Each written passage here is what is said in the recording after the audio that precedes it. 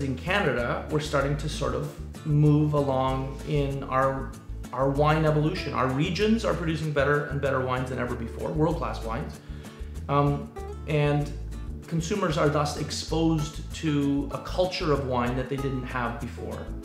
They're kind of fond of it. They really like the idea of drinking wines from their own backyard and falling in love with them. But they're interested also in knowing how those wines compare to some of the benchmarks from other parts of the world.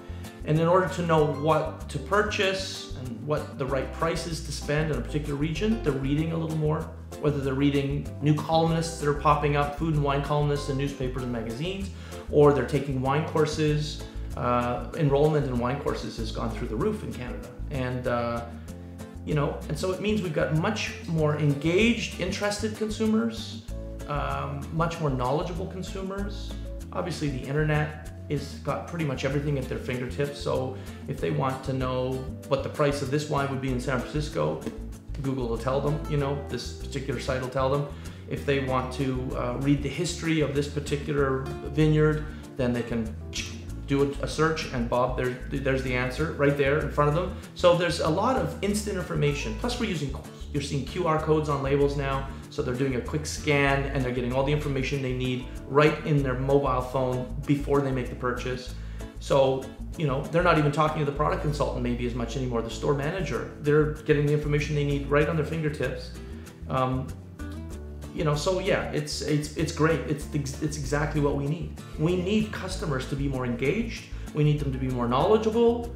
There was an old school thought that the sommelier, as the sort of epitome of that kind of attitude in wine, had all the information, and you had to come to him or her, and in the old days it was him, to find out what you needed in order to make the right wine purchase. And if you didn't talk to the sommelier, well, then you were bound to make a terrible decision.